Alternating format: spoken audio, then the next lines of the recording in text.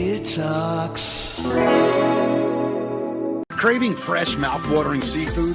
Come to Natalie's Seafood Kitchen in Falston. From crispy crab cakes to an amazing lobster ravioli. We're serving up all your favorites, hot, fresh, and made with love. Family-owned, locally loved, Natalie's is where flavor meets freshness. Located right in the heart of Falston, right off of Route 1. Taste the difference at Natalie's. Natalie's is where flavor meets freshness. All right, everybody. It is show 105. Mickey Talks along with Matt Davis. What's up, buddy? I think I got a little buzz from your hairspray over here, man. Yeah, well, last minute blast. I had to put a little bit in. It was a rough day in here, man. Rough day in here today. How you doing, buddy? I'm doing good, man. Good to see you. Yeah. We're sporting my Mickey Talks shirt today, by the way. I love it, dude. Can I show people? Yeah, do it. Because they're available right now. Yeah, MickeyTalks.com. There's the logo on the breasts. Yeah, do we have the back? Look at that. Look at that. I always wanted my name on a shirt. Yeah. Is this like wearing your own band T-shirt, though? Yeah, I won't. Is that what I'm doing? I can't wear one. You have to, though. I can't. You have to.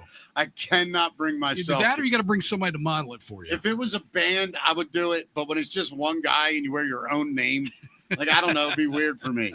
Like, I went to see Billy Idol the other night.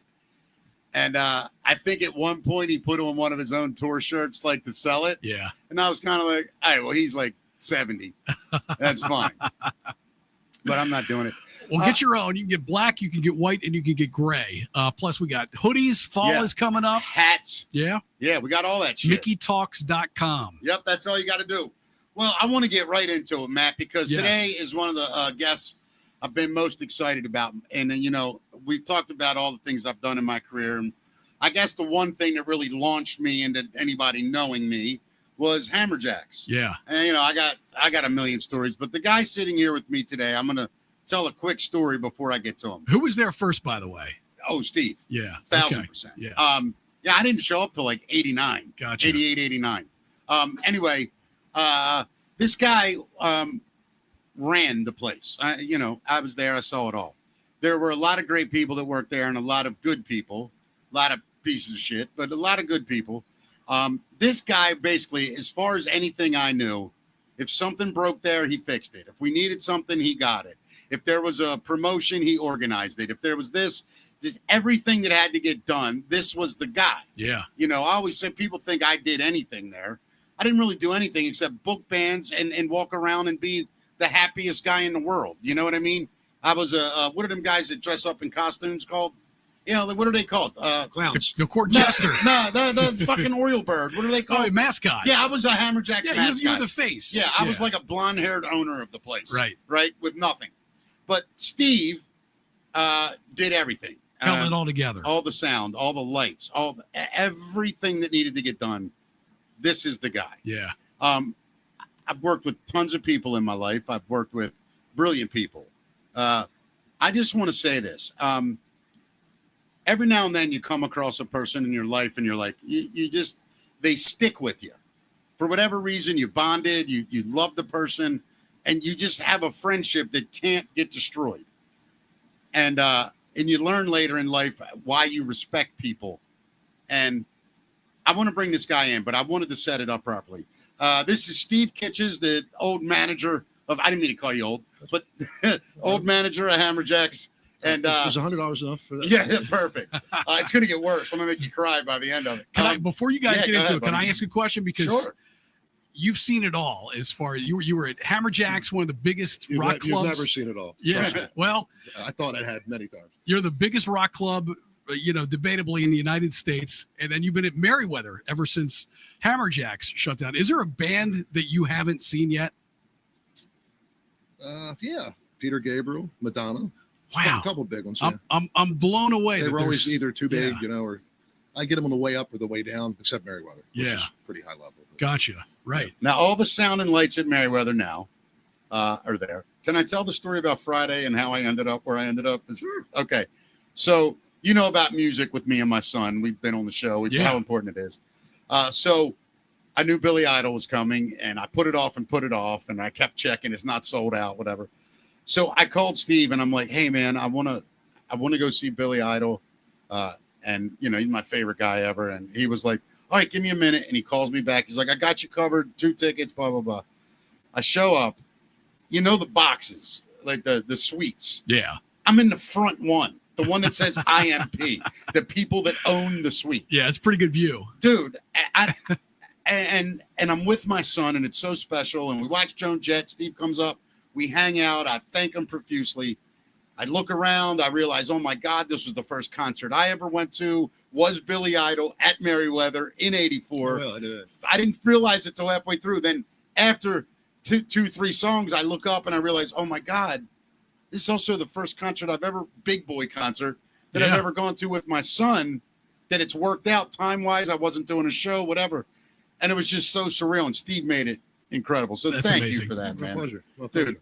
But let's start from the beginning. What year did you start, like, in town working with bands and shit? How did it all start for you? It was my neighbor who was the guitar player Mannequin. Yeah. I was looking for beer money. I was 16 on the corner, and he pulled up in the van and said, hey, why don't you come help me load this equipment in? Like, why the hell would I do that? Right. It's free beer. I'm like, hell yeah. Free beer, I'm in. So by the 3rd week, they're glad they had doing lights. When I mean lighting, I mean they got toggle switches on a piece of plywood. You were actually the light guy at 16. Yeah, 17, but not actually until he got drunk the 3rd time I went, and he passed out. So I started hitting the toggle switches. And I had a good time. And the band it was great because it was a good marriage, because the band got bigger, and then I learned more. So as they got bigger, I learned more of the technology. And so I became a lighting guy. Now, let's go back, because you went from that. You worked with Child's Play. I worked with Child's Play, Mannequin, Kicks. DC Star. Go ahead. Wrathchild. I didn't work with Wrathchild. DC Star, Mannequin, Charlie Higgs band. I can't think of that. We had a couple of them. I forgot. Spectre? No, that was Steve Myers. right.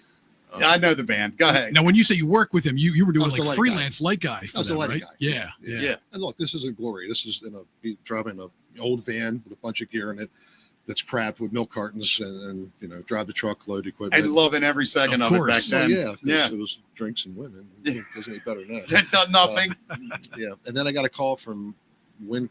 Then I went to Maryland Sound, actually. Yeah. I worked for Maryland Sound for a little while. And then Hammerjacks started. But Win Krozak called me and said they need a lighting guy for their concert hall.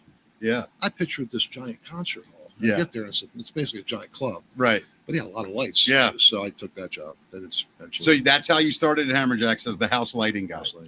All right. So I show up about, 88. And Louis had me doing the bikini contest in the beginning. And you got thrown out first, right? With your purple hair or something. So here's the first time I ever walked in. I don't remember how old I was. And I just walked in the door. Nobody carded me. It was nothing. I just walked in the club side. And I'm standing in basically what was Courtyard 2, when them huge doormen come up to me and goes, hey, man, you got ID? And I go, yeah. And I showed him my ID. It was me. And he goes, you got to be 21. And I go, oh, they said it was 18 or something. And he goes, no, you got to be 21. And I'm with this girl. I go, she's not 21. Like a dick. I knew by it was probably 21. Right, listen. He goes, I go, she's not 21. I rat her right out. Right. And he goes, yeah, but she's hot. And you look like a little queer. Oh my God. Exactly what he said to me. And I go, all right. He goes, come on, you got to go. So I walked out front, and Ben Fine. Remember Ben? I remember Ben. Ben's standing at the door. And he looks at me and he goes, what happened? Why'd they throw you out? I go, they said I have to be 21. He goes, nobody in here is 21. He goes, go ahead, man. I'll talk to him. I walked in. The guy came up to me 2 minutes later. He was like, all right, dude, you're cool. Don't be an asshole. I started hanging out, and I met Jill. And that's when the whole thing just happened for me. But you had long hair then, right? Yeah, I had long hair. Yeah. It wasn't purple. Was it? No, I'm thinking Rob Burbank. Yeah. No. I had the platinum blonde shit. Yeah. Los Angeles. Yeah, exactly. So anyway, everything starts happening then, and Steve was running the place then. But Steve, there's so many unknown things about Hammerjacks that I don't think people really understand, because of what a shit show it was really day to day, pulling off concerts, cleaning up the night before, 7-hour turnarounds, load-ins. It's a different culture too then. Yeah. Like people got drunk. Yeah. You don't see that as much now. I mean, it was much more violence. Yeah. Because when we were going to reopen it, I'm so like worried about litigation, worried about fights, and everybody's like, it's not what I like anymore. I mean, you saw lawsuits that almost closed the club. We had so many lawsuits that he had 2 whiteboards. Yeah, with all of them on it. With just depositions and lawsuits. Sheesh. It was out of control. Yeah, dude. I mean, you go in there, you get in a fight, and then 3 months later, you get a lawsuit. A guy had a broken eye socket, or you guys had to pay a guy to keep track of the lawsuits. Yeah, it was that bad. Wow. It got to the point where Louis, as the owner, was almost not even involved in the business part of it because he was so busy dealing with the lawsuits. That's when I was Crazy. there. That's when I started. I didn't see Louis for weeks at a time. And I dealt with Steve and Bud Becker when I started. Yeah. And but dude, let's just go back. Have you ever worked anywhere in that kind of environment? Like, does that environment even exist on Earth anymore? I've heard Denny's in some neighborhoods about 1 a.m. Waffle House? Yeah, Waffle House. Yeah. No, not to that level. I mean, that would have been an amazing reality TV show had all that been a thing back then, man. You know, an endless cast of characters. Yeah, endless plot twists. It would have had to been on a subscription cable service. I mean, girls would walk in the office. How many nights? Just lift their shirts up. Can I go backstage? Oh, we had a good one. We had we did Wet T-shirt every Tuesday night. Yeah, I hosted them for years. And my office was right there by the dressing rooms. Yeah. And I'm married at the time. I guess girls buck naked, and I mean, tense. Yeah. And there's one girl in particular though. She was kind of big boned, good looking girl, but big. You know, she comes in buck naked, drunk out of her mind, wants me to cut her shirt for her and all that kind of crap. So she goes out and she does her thing. Now we had a board up front that had pictures of all the contestants in it. So we get a phone call from, I think it was either House of Delegates or the Senate. It was. I think it was House of Delegates. This girl is married to somebody in House of Delegates. Whoa! So they said they weren't asking us not to let her in. Yeah. But they would like it if we didn't put her picture up. They didn't want to promote this, you know. Yeah. So about a week, two or 3 weeks later, she's back in the contest. And she goes on stage, and I thought it was funny, actually. So I'm on the second floor running sound effects. Yeah.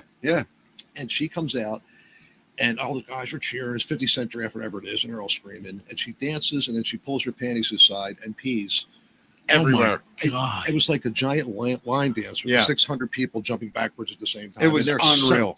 She just like sprayed. Oh my God. Like on the people, dude. Oh my God. It was hysterical. I thought it was hysterical. We were rolling. Yeah. Just roll. Like, what are we watching? It was hysterical. So that went up on the board, I'm sure. Well, years later, I produced Rocky Gap. It used to be a country festival. Yeah. And we call it the politicians' bullpen. It was an area for VIPs. Yeah. And sure enough, there she was. It wasn't a story. She was definitely, and she actually got out of control there too. Really? Yeah. Wow. She got drunk and made a ruckus. And Wow. Man. Steve, what's your favorite show you ever saw at Hammerjack? Like, if you had to pick one where you were like, you'll never see this again. I wish I could have said I watched the shows, but I hear you. Too busy. Rarely did I actually see a show. Right. I was too busy. That's true. What in your mind was the most legendary show that came through Hammerjacks? Would you say? Well, we did Ozzy, which I actually bootlegged the video of, and there was no audio on it. Yeah. And, really? Yeah. Yeah. And the funny thing is, the air conditioning didn't work, and I saw him dumping. He dumped buckets of water in his head. He dumped it in the audience. Apparently, he'd been doing that anyway. Yeah. This is probably a scoop. Yeah. Maybe I shouldn't talk. No, go ahead. He's dead, by the way. We're safe. That's why I'm thinking. Okay. No, go ahead. Yeah. So every concert, you see him pour water over his head. He's peeing himself, and that was his cover. So you didn't know he was peeing himself. I knew that. Yeah. By the So way. we went to grab the carpet, and the one of the roadies comes out. Goes, "Don't touch it. He's got rubber gloves on." I'm like, "What do you mean?" Because he pees. That's what the water. I was like, "Oh." You guys know that Ozzy hit me with a bucket of water at a concert in Philadelphia, right? It was pig. No. It was what? No, he didn't. You don't understand. No, he didn't throw buckets of his pig. pants. And But to cover for himself. To cover for I himself. got you. For the stage. Yeah. Okay. Okay. Yeah. God rest Ozzy's soul. Yes. Man. Yeah, when he played Hammerjacks, I advanced the show with Sharon. Yeah. She was a lot frumpier then. Yeah. You know, Yeah. And I remember opening the door of my office, and he's on a life cycle with the makeup on. I mean, almost against my door. So I opened the door, and there he is with this demonic stare. I remember it's like looking and shutting the door and going, "Did that really just happen?" Cracked the door open, and there he was. You never expect to see that. He's on a life cycle. I mean, literally, no, just it's going to crazy. town. Now, did you ever end up mixing a band and you thought to yourself, "I can't believe I'm mixing this"? Dave Matthews. Really? You mixed Dave Matthews? Yep, and that's unusual because he had the same sound guy, from what I understand, and he got sick. So it was like the day of. They asked me, could I stay this mix? Wow. I didn't know who he was. And I remember, were you blown away? I thought it was Tom Hanks on stage at first. Right. Yeah, I, really get did. it. Then. Yeah, I get was it. Young. Yeah. And I was blown away. Yeah. How about the drummer? And I just worked with them this summer. Yeah. And I even went to the one guy on the crew. He goes, yeah, because not many people can say that. Because Yeah, man. that guy just retired apparently. He got a new sound guy or something like that. Yeah. That's really cool, man. What do you guys remember about the night Guns N' Roses played at Hammerjacks? Oh boy, that's the controversial subject. So my story is different than other people's. I've heard several stories, so I'm curious what you're going to say. But I find it funny because I'm the one that was there. Yeah, by the way, his story is the right one. I'm sure. I'm not. I'm down. I'm starting to question it. Well, I found out for sure what the real story is through the band. Was it Slash or was it Duff? I heard it was Slash. It was neither one. It was Izzy. Huh. Izzy Stradlin peed everywhere. In the record booth, I heard. Is that what it was? No. Okay, here's the story. Okay. Go ahead, Steve. I'll tell the whole story. Why is everybody peeing at Hammerjacks, Listen, man? this is hilarious, though. Well, Guns N' Roses, when we booked them, I think it was just as Appetite for Destruction came out. So they were a club level band at that moment. Fast forward a month later, they're arena band. Yeah. But they're already booked, so they're going to play. And I got a call from somebody in D.C. It might have been the Bayou, and they had just had them. And she was like, look, just watch yourself. These guys can be trouble. So I expected the worst. So they show up, and their manager was a guy named Goldstein. Very Bobby? Cool. No, Doug. Oh, Doug Goldstein, the Doug manager. Goldstein. Right. Nice guy, kind of clean guy. He's a security guy. Yeah. And I was his second show with him. And they had gone through, I think, 3 or 4 tour managers in 2 weeks. People just couldn't work with him. Wow. And he just stayed on. He knew settlement. And from being in security, he would actually watch them settle. So he was qualified. Yeah. Nice guy, very polite. So they come in, they do sound check, and literally they shook my hand one at a time, walking through the office out the door, thanking us. That's your piece of cake. What is she talking about? It's fine. About 9:30, they come back, and they're carrying, which I know was Slash because he had the hat. Yeah. Because I didn't know who they were. Yeah. And all you can see is this, like, there's somebody on each side of him, and you see his feet just bouncing off the steps as they're carrying him upstairs. Literally wasted, annihilated. And Goldstein's next to me. I'm like, isn't he in a band? Oh, yeah, he'll be fine. What do you mean he'll be fine? They're on him half an hour. He'll be fine. He'll be fine. I can swear it was I still swear it was Slash. The guy, because he had a guitar on his back. Izzy Stradlin, he was the rhythm player. But go ahead. Could be right. Yeah. So, and Izzy wore hats too, but they were more like those big French beret. Yeah, I can't say it was the. Yeah, gotcha. Go ahead. I know he was a hat and he had a guitar on his back. Yeah. And now I would know, but So he comes and he's staggering down the steps, the hat, the guitar in the back, and he stops at the bottom of the steps. And to the left there was a coil vending machine, which is exactly what it was. It's a big one. And he looks at it, unzips his zipper, and it's got the little big door on the bottom. He starts being in the machine. Yeah. And I'm like losing it. I look at Goldstein. I'm like, what the fuck is he doing? We'll pay for everything in the machine. I'm so sorry. Like I said, the guy was wonderful. Yeah. So they go on stage, and we had to rent monitors. They only had back line. Right. I think Frank was still Frank Rank, yeah. So it fed back one time. And Frank's as deaf as they are, so it's perfect. He knows what sounds good. And I remember Slash looking over at him, taking the mic stand, and then impaling it through the speaker. Jeez. Wasn't that Axel? Axel. Yeah. That's why he just fucking like literally picked it up. It's just impaled. Fucking speared the speaker of the monitor. Now I'm losing it. So Doug's back in the office, and I'm not sure if I grabbed him, but I was in his face. Come to find out, he's like a 4th-degree black, but he's a bad motherfucker. But I'm losing it, and he is once again was just the most gentleman person you could meet. I'll pay for everything. And it was awesome. Yeah, and he left. Yeah, so, and that was it. And ironically, the show was fucking amazing. The band was incredible. Is there video that exists of that show right now? No, I wish I had bootlegged it. Wow. Yeah, but let me ask you this. So, where is Izzy in relationship on stage? Was he stage right? Let me think. He was stage right.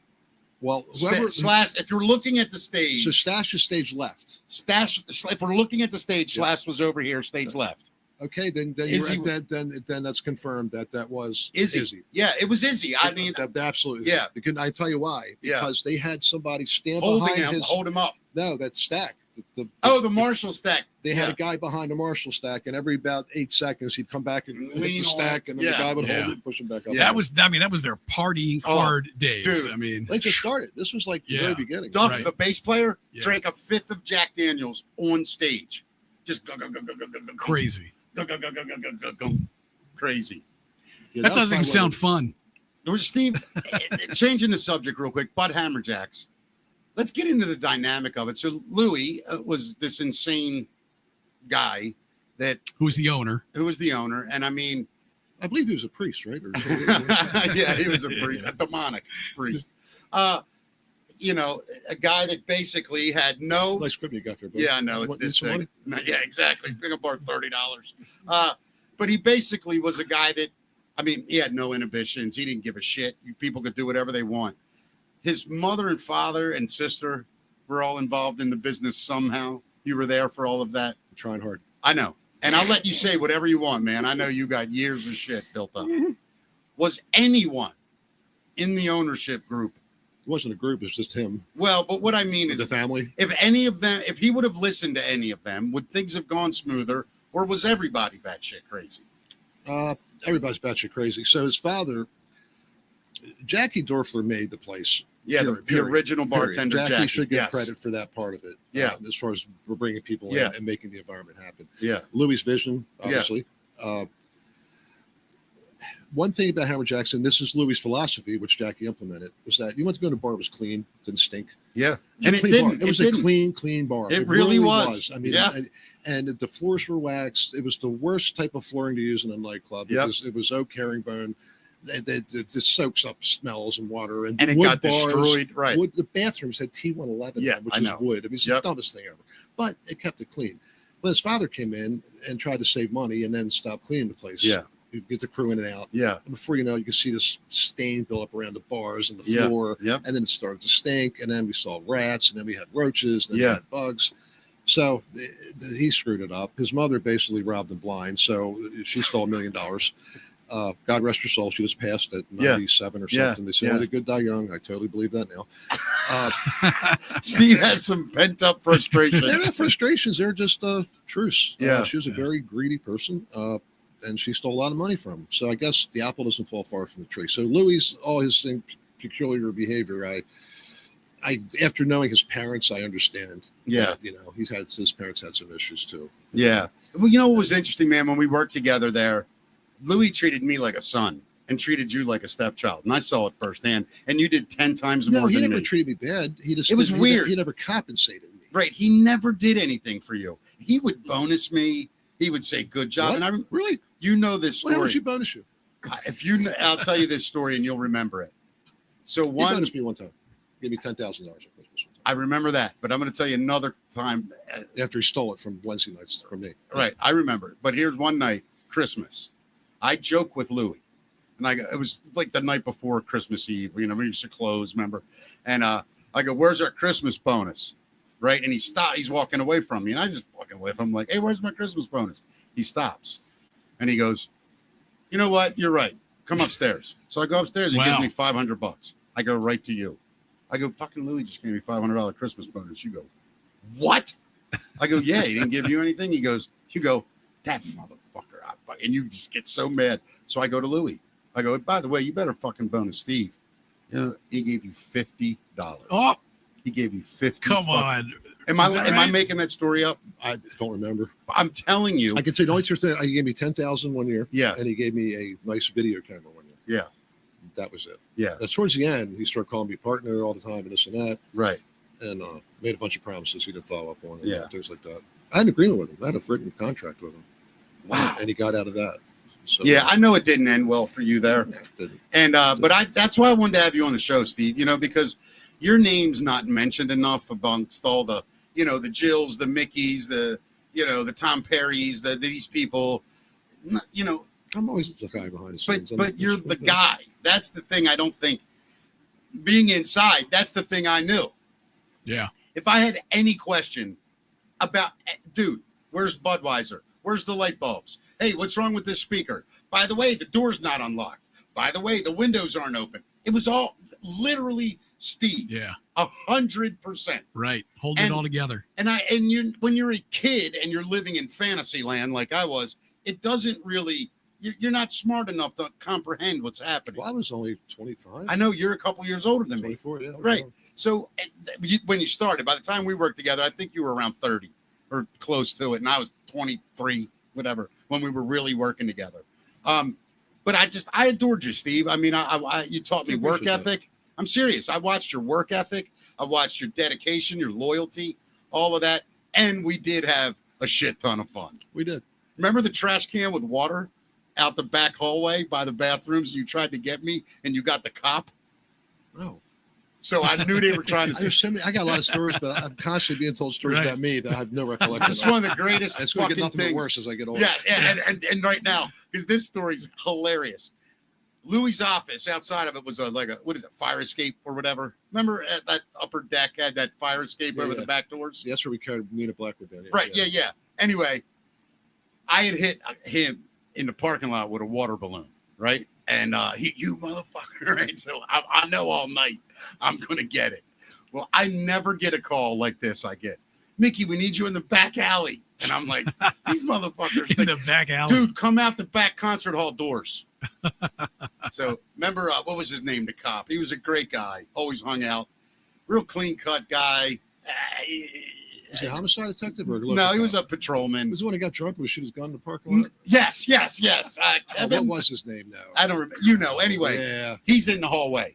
So I go, come on, dude, there's a problem out back. And he's on duty. They would just stop in and hang out. Yeah. We're walking out the hallway. And as I get there, in my left peripheral, I see Jim Smith.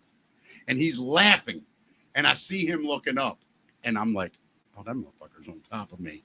I get right to the door. I stop. I let the cop walk out. All the water. Oh, my God. The cop got it? Yeah, the cop got half of it. Oh, my God. And you're like, oh, my God. That was for Mickey. Where's Mickey? And I'm like laughing my ass off. And thank God he was cool as shit about it. But goddamn, was that funny. You don't remember that? Yeah. There's so many of them, man, that are just hilarious. I hear them all the time. And I'm like, what? You remember the day? I'll tell you my favorite day with you, Steve. And as far as watching, what's your name again? Yeah, watching you do what you do. I never went to, like, when they had the band call. I never had to be there. And every now and then he'd say, hey, can you come down? We're short. I would go fucking do whatever he told me. We had I think 4:30 in the morning, 5 o'clock call for the 120-minute Frank Rankin with the makeup. So this is the greatest thing I've ever witnessed. That's why he fell asleep on the couch and the band was late. It was the MTV 120-minute tour. That was with Big Audio Dynamite. That's not what I did, Frank. Yeah, the English tour manager. Well, but they were really late. Yeah. They showed no.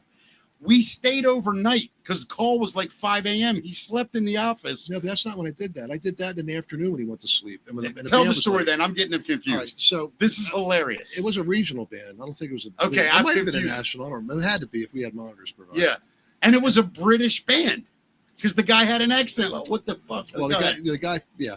So Frank fell asleep on the couch, and I just couldn't help it. So to put it in perspective, Frank's built like a bowling pin at the time. And he had, a huge bowling pin, and 300 pounds easy. And he had frizzy hair that was tied up in a big ponytail. I used to call him Martha Washington. Yeah. And he didn't have any real teeth. There were splinters at that point. He got them fixed later, but they were all splintered up. Great guy, by the way. Great guy. Nothing Love the guy. I'm just painting a picture because it helps because of what I did to him. So I put reception was there. I got her purse. I put blush on him and eyeliner. Did the whole thing. Right? Out cold. He has no idea. I even had like Randy, what do you call it, Raggedy Ann and Andy things here. Yeah.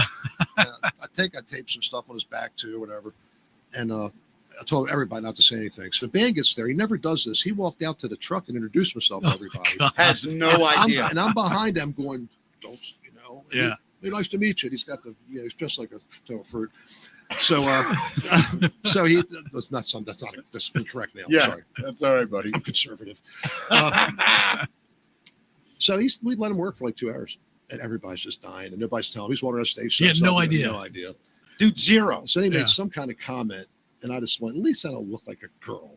What's that supposed to mean? Everybody starts howling. He goes to the bathroom. He was pissed. Dude, I thought he was going to shoot people. So what he did, I had a Lincoln Mark 7 LSC. This is classic. Nice car, man. It was my new car, And I carried the loaded 357 under my front seat every day because I was carrying a lot of money. And, so I'm driving for like a week, and I noticed he had taken my license plate and made one that said cop killer.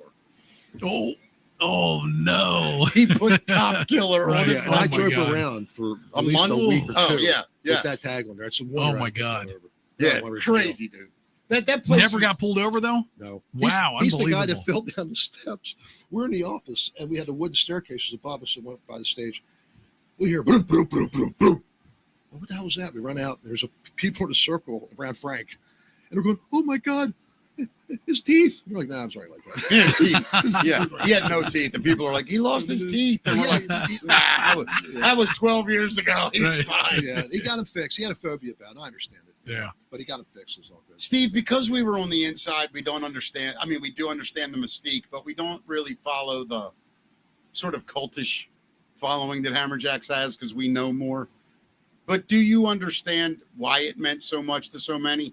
Is that lost on you after all these years? No, because so many kids were conceived in the parking lot. Yeah. There's an inherent association. Yeah. No, I don't think it's a place. The first time I ever went to Hammerjacks, I was working with Mannequin. Yeah. And I noticed there was the Beltway circuit. You could play Maxwell's. Venus, same one. Place, right? Yeah. Coast to coast, Just Seagull, around the Sandbar, Beltway, yeah. Network, whatever. And you could make a good living at that. And they were 1,500 seat places, big places. And I noticed the numbers going down. And I kept like, where is everybody? Oh, they're at Hammerjacks. This is what it was on Charles Street, in the corner of the Rowan Bar. I'm like, who's playing? Nobody. Because see, then everybody went to see a band. Right. That's why you went. Right. There wasn't anything else. Well look, how many big bands put Hammerjacks in their liner notes on their albums? And that's Hammerjacks. That was after. But at this period of time, Hammerjacks didn't have bands. It was coming together. It was just a bar. It was just a bar on Charles Street before the concert hall. Yeah, right, I got that's you. what I couldn't understand. It's like, well, who's playing? Nobody's playing. So people are just going there. What's the attraction? It just got that vibe because of Jackie. It was so loud and so intense. I remember walking in, it was just a row house bar, but it had a bridge. So he used all the architectural elements that the bigger place had later. And that's what people don't understand about Hammerjacks. It was so many factors that made it successful. One of them was, and to Louis' credit, was the building. He is a good builder, man. But the psychology in it, it's not just about putting a building up. No, it's you're right. about the flow, your experience. You could go in Hammerjacks at 9:30 on a Friday night when nobody's there and keep yourself occupied. Without a doubt. And he had all these little cycles. So you walked in and you were elevated, and then it dropped down to the front bar. Then it elevated. Then it dropped down to the rest of the club. So when you walked in, you looked over that sea of people. There's a psychological element. It was wild, man. Because most places are flat. You walk in, all you see is the people right here. You don't get. You got to scale the minute you walked in the door. You saw down the line, and then you went into the mixing bowl. That's interesting. So he thought all that out, huh? I don't know if it's intentional, because basically he replicated the bar on Charles Street to scale but scaled it down, and then obviously improved on it. Yeah. But that was the whole thing. You had the balconies where you could look down, and the people became the show. So that was the difference. You go to most bars, it's a flat room. You look around, there's people driving over. There, you went to see the place, number one. So you go up the staircase. They were small wooden steps, which there's no ADA then. You could do whatever you want. And then you look down, there's a balcony. And then you look down at the bar, and you're watching the bar. You're watching that guy make his moves on this girl. You're watching this drunk girl go down, whatever. You had entertainment. Yeah. And then you walk back further, there's another bar, another thing looking down. That bar was different, had a big ceiling and neon. And you go to concert hall, the same theory applied. So they call it the hamster maze. Yeah. And I don't see anybody do that anywhere. And I've been to New York looking at all these other clubs in Philly when we were going to reopen the place. Yeah. And that's where they're missing the boat. And I just walked in, and they're proud of these places. And they're going, look at this. And even Kevin Butler's like, yeah, it's great. I'm like, no. I said, this is wrong. The bar shouldn't be there. This should be there. And why isn't it's crazy. That's a fascinating take, man. That I went there for years. You guys were there longer than I have, but never thought about that. That was the genius of it, I thought. And the fact that like the fire marshal came in sometime, he goes, did his family die in a fire? I'm like, no, why? He goes, this building is so overcode. Yeah. It's crazy. We had so many exits and fire escapes. And that also is kind of a factor. End of the night, you don't feel like you're being, it's just, there was more access, more egress, it was bright, it was open, it was clean. It was just, had this ambiance about it. It was made with good materials. Like most places, they paint the walls flat black. And now it's even gone a level. Now nobody finishes the floors. They do the, it looks like shit. I agree with you. It's like the building's not done. I agree with you. And it had the beautiful, this parquet floors are expensive. And they were hard to maintain, but he had them and it looked good. The bars were nice, the trim, real wood. Yeah. The brick, the neon, the way it was done. It was just a beautiful place. How, when you look back, was Kicks the premier act that played there? As far as, like, you saw him a million times, and I'm sure you're bored with them. Well, consistently selling tickets by far. Yeah. No one came close to them, right? No, not to do. I mean, Crack the Sky did initially because they did. I think they did 3 nights sold out. But Kicks on a regular basis would do 2 nights sold out. I mean, I mean, I worked there 5-6 years. I mean, they played what was it? Was it Every New Year's Eve and Thanksgiving Eve? They Yep. did two, or a Christmas show, and then the following week was New Year's Eve. It was always Kixmas. Yeah. I'm telling you, all the personalities you had to deal with, tour managers. But who's the biggest asshole you ever met, as far as musician? We'll leave Blackie Lawless. Musician would be Gary Moore for what he did. What did he do? He was playing on the concert side, and we have Mike Brohart. Yeah, Mike used to work at Best Products. Yeah. Mike's a music genius. He knew Gary's music. Right. He had a set list. He knew where the songs were mellow. Yeah. Because that's the problem. The club was butt to butt with the concert hall. Yeah. Which causes a problem. Yeah. So he knew Gary's playing the ballad. He'd bring the music down to something soft, blah, blah, blah. It was after he played 3 or 4 songs, and he heard the thump thump next door. Barely. Just a few seconds. Took his guitar off, walked in the record room. He spit on Carl Hayes, the security manager. Big black dude. Yeah. Carl was built like a fire. Carl was wider. He was as tall. He was big. Yeah, I remember nicest Carl, guy. actually. And Carl's the nicest guy. He became a city policeman. But he had more. He's a perfect policeman because he had more patience. Somebody spits in my face. I don't care if it's military. So, you're getting drilled. And this guy, he held his composure. He didn't lose it. And then Gary Moore took a beer and threw it on the turntables. Yeah. And then walked out. Wow. That's the only band I ever paid in advance. Is that right? Wow. Awful. I never had to. They all knew Hammerjacks. They're getting paid. Yeah. And they demanded they get paid. And I did. And he walked out after 3 songs. Was there anybody that you were shocked that left a really good impression on you? You're like, wow, they were super cool. I didn't expect that. No. I'll tell you. I can tell you a couple people like Peter Frampton. I pissed him off. Oh, this is hilarious. Tell that story. He comes down. There was the office. Before you went to the stage, we had an office that had window wall on one side, and we opened the door to the stage. And he's like, how's the crowd? I said, good. I said, real good. I said, obviously, our capacity is diminished with the canes and walkers. And he did not find it funny at all. He was not amused. Wow. I'll tell you my favorite. I mean, I don't know. I don't think you were in the room when Kiss played. I was there. I know. Do you remember the office when it was me and Gene sitting in there? I thought you were in there. And I asked him straight up. I said, Gene, who got more women in the day, you or Elvis? And he's sitting there and he doesn't miss a beat. And he goes, I got more P-word than Elvis. I got more pussy than Elvis in 1977 than Elvis got in his entire life. And I was like, oh my God. You don't remember that conversation? Gene was awesome. Well, I know he was sick that day, too. They did an autograph thing or something on stage. Correct. So they played a set, and it was the release of, I want to say, Kiss Alive 3. And after the show, there was lines that went up the steps, across the stage. Well, this was on stage. Yeah, they signed on stage. Okay, so people were intimidated by Jim. I was like, whatever, he's whatever. Yeah. So I walked by, and he goes, are you the lighting guy? He looks up at me. I said, yeah. He goes, turn those lights down. I was like, yes, sir.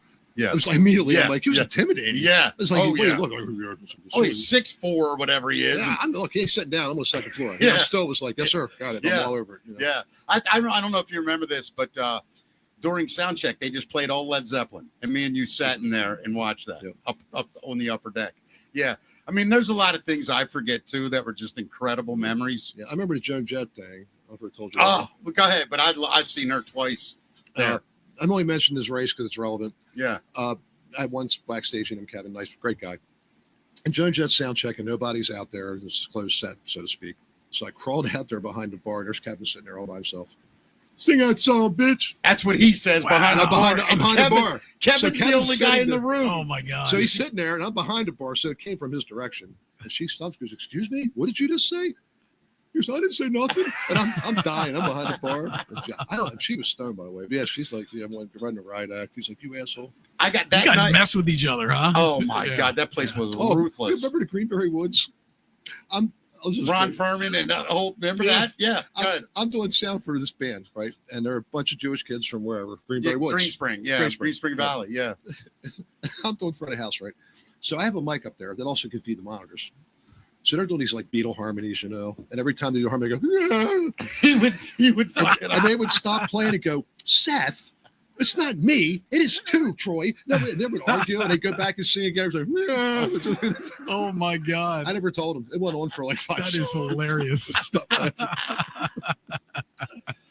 Who would you? Sam Kinnison's another one. That was a nightmare. It was a nightmare, Sam. Well, huh? it was a night. What happened was a nightmare. For one, I had to get this piano, and then I had to get, I guess it was a Gentner then, which I didn't know that much about that. So I had to get a telephone interface where somebody in the audience, he would pull him out and say, and he would call. Yeah. They broke up with their girlfriend or whatever. Yeah, right. He'd call, you bitch. And he's, whatever. Yep. Yeah. It was a pain. And the piano was a real pain. And he played literally. Ding, ding, ding. And he got and walked away from it. Yeah. Seriously. I didn't get this thing rented and had to haul it up there, blah, blah, blah. So his opening act was a guy named Basil, which is a friend of his. Yeah. He did 30 minutes. And I told Sam's brother, his tour manager, Bill, I said, Bill, if his mic dies for whatever reason, I have a spare mic underneath the front. That was his brother, right? Yeah, Bill Kicas. Kicas. Yeah, And the opening Bill's act, the opening act was actually Basil. No, Carl LeBeau. Basil was a big Greek comedian that played there too. Is that right? Yeah, promise. See, there he goes with the slash thing again. He's it's just I didn't drink or do drugs. This is like why eyewitness testimony doesn't work. Damn. Really? Yeah, it was Carl LeBeau. Carl LeBeau. Because I went up first that night. They gave me 10 minutes. Carl LeBeau. Yeah, promise. Not Basil. Basil was a big Greek comedian that 98 Rock promoted. It was like Russ Motla's guy. Carl LeBeau was part of his posse. Yeah, right? he came from Texas. Wow. Right. That's two stories I got to change after 40 years. I'll get you up. Yeah. I mean, you're 112 years old now. We expect it, buddy. I'm halfway there. So, Kinnison, the monitor up front the microphone. So anyway, what's his name? Carl LeBeau. Yeah. Whatever. He does this thing. Ladies and gentlemen, he brings him right on. There's no break. Ladies and gentlemen, Sam Kinnison. He hands him the mic. Doesn't work. And I'm like, you got to be kidding me. He's been using the mic for half an hour. He just handed it to him. Doesn't work. So Bill's looking up. And I'm like, spare mic. So I'm on a second level, mixed position. He holds up an empty mic cable. Somebody in the audience saw it and took it. Stole the mic. Oh my God. Because I had it tucked downstage so he could get to it. Yeah. It's also, the audience can get to it, reach around and grab it. Somebody grabbed it. So now I got to go all the way downstairs, through the crowd, back to a room, get a mic, go out, plug it in, go back through the crowd, up the steps, back to. So it takes 10, 15 minutes. Yeah. And that's me running. Yeah. So, of course, the first thing he says, and I'm like, I was funny, but you couldn't hear me. Yeah. And then they started bashing me, and I'm underneath the soundboard just hiding for the first half of the show. Yeah. I'm the show at that point, Yeah. I went to dinner that night with Bill and Carl, actually, at Sabatino's, and Sam went back to the hotel, and I heard every Sam Kinnison story. I heard it was great. Well, I talked to Bill after he died. Yeah. And I've seen it on YouTube and stuff, but he told me that he was right behind him. He just laid down on the ground, looked up. Carl was there and too. had the conversation saying, okay, guys. Yeah. Close his eyes. He tells that story in Brother Sam in his book. Yeah. I've read that book multiple times. Yeah, he told me that like right after it happened. Like, after it happened. I was like, wow. So there was like 4 or 5 guys from Texas. It was Carl, Sam, who else was in that? Bill Hicks. Yeah. It was one other guy. Blanking on his name. Basil. No, I'm kidding. I'm fucking with you. Slash. It was Izzy Stradlin. Izzy Stradlin. But anyway. Slash Stradlin. Yeah. Anyway, those guys they came out together, and when Sam blew up in L.A., he brought them all along. Well, Hicks. Well, he literally almost blew up. Yeah, but Hicks went his own way. I mean, but Carl and they stayed together. They opened for Sam for all of Sam's popularity. Yep. Yeah, it was a great run. Those guys were great. That was a great show. I'll tell you one of my favorites. I don't know if you were there. Cyndi Lauper. I was there for every damn show. Cyndi Lauper was amazing. And it wasn't that crowded, remember? Yep. We couldn't believe it. There was maybe 250 people there on a Monday night. Yep. And it was fantastic. And she was very nice, too. Oh, my God, she was great. I got a picture of her. Yeah, I'll tell you another great night. I don't know if you remember. Was the night Ozfest got canceled at Merriweather, and all those guys came up and jammed. And what was his name? Whitley from Ugly Kid Joe, or was that his name? It wasn't Whitley. It was something like that. Yeah. I'm gonna Google it. Yeah, but anyway, remember he set off the fire extinguisher? That was just Ugly Kid Joe when he played, wasn't it? No. I remember the fire extinguisher. I just didn't know what show. That's what ruined the jam night. Well, I have no credibility now, so whatever you tell me. I'm going to tell you the stories from now. I'll tell you all your stories. Just fill the right names in for me. Yeah, George Washington came in. Well, Tattoo Taxi was scheduled to play that night. That was Gray Mana's Whitfield Crane, by the way. Whitfield Crane. Whitfield, that's it. They were on Ozfest tour. Well, Ozzy was sick, and they had to cancel that day. So they called us and said, hey, all the guys are coming up. Yeah, I remember the fire station. Well, anyway, they wanted to jam. All the guys wanted to jam in Hammerjacks. So I called Gray at Tattoo Taxi. I'm like, hey, man, here's the situation. Broke it down. These guys want to come up. They want you to do one set, go on at like 9:30 to 10:30. Then they'll just jam, use your shit. They'll bring their own guitars. And Gray was like, I don't know, man. Let me check with the band. 2 minutes later, hell yeah, right? So anyway, that night, I'll never forget it. Zach Wild is standing there, and I'm like, dude, you're up. And he goes, what kind of music's big around here? I go, you? Like, what do you? Right. It's the biggest rock bar in the country. And they went up, they started kicking it, and Brian Jack came up to me and said, I want to get on stage and sing Tush. And I walked right up to Zach on stage right, and I said, hey, the local kid, he's like a legend. He's an incredible singer, wants to sing Tush. He goes, fuck yeah. He got Brian up, and he kept Brian up for like 4 songs. Nice. Oh, sure. Yeah, I think you mixed it, honestly. I think you were mixing it. Now I'm really getting scared. Yeah, I'm serious, man, because I remember going up to the soundboard. Do you have any children anywhere? Well, later that night. Do I like peas? Later that night, Whitley from Ugly Kid Joe's back in the hallway, all fucked up, sets off a fucking fire extinguisher, and it filled the whole fucking bar. It gets in your blood. Yeah, we had to close it like 1:10. Yeah, and then you saved him from getting arrested. I remember that. God, tell me. No, it's the truth. You're out back, and the cops are like, "Is this him?" And then you stepped up and said, "We're not sure, but we're fine now. It's cleared out. Just get everybody out of here." And the cops looked at everybody like, "All right, everybody, get the fuck out of here." Yeah. And everybody went home, and that was it. And then the next day, Russ Motley got a call from that label, and they were like, "We want to apologize to Hammerjack. How do we get a hold of whatever?" And I think they called Louie but it was you they should have reached out to. But yeah, it was some wild shit those nights. I want to ask you guys, do you guys remember when Brian May of Queen played the club? I do. I remember that because it must have been before or after the show. I forget what it was. My program director from 103.1 The Underground at the time was just walking me in, and he goes, you know who this is, right? And I look up, and he's like, and he's saying Brian May from Queen as I saw him, and it was probably the most starstruck I've ever been. I had a second chance to shake his hand and say hi to him. Yeah. But what was that night like for you? What do you guys remember about that? All I remember was he was wearing clogs. I never seen a man wear clogs before. So that was the one thing that stood out. But that's all I remember. Yeah. I mean, there's so many weird, like when you say something like that, it brought that back. And I'm like, I forgot. It made me think of this. The very first time I met Joey Ramone, I was a huge Ramones fan, and they played there, 3 times a year for 10 years? They were nothing like you expected. Nothing. Whining Jewish guys. Oh, my God. But hilarious. But the funniest part, they're coming down the back hall, and I'm standing right there outside the office by the vending machine. He comes in, and I look right at him, and I go, wow, you're Joey Ramone. He goes, ain't it cool? And he kept walking upstairs. That's cool. And I was like, oh, my God. Ain't it cool? I think I saw them there a couple of times. Oh, they were amazing. I asked him how often he practiced. He was, I'll pick up his goddamn guitar so when I go on stage. He was all I heard was their tour manager was named Monty. Yeah. And all you heard all day was, Monty, we need towels. Monty, the dressing room's cold. Yeah. Monty, it was just they were pre-Madonna, whiny little Jewish boys. And it was hilarious. And then Tom pulled security out of the pit. Yeah. That was the funniest ever. They were complaining that on the encore he comes back. He goes, your security is beating these poor kids. And there was a guy out there who spit on him. This guy deserved a little ass whooping, to be honest with you. So, okay, no problem. So they meant to get on stage. Tom pulled security out of the pit. It was like an ocean of people coming up on stage. They ran off stage. Their hair's messed up. What happened to security? They were beating those poor kids. Yeah, we got them out. We wanted to save the kids. That was hysterical. Now, the last 3 I'm going to make you tell before we get into our news. Dude, you're going to love this. Yeah. You have to tell the Vince Neil story. Who? Vince Neil. Who's that? Shut up.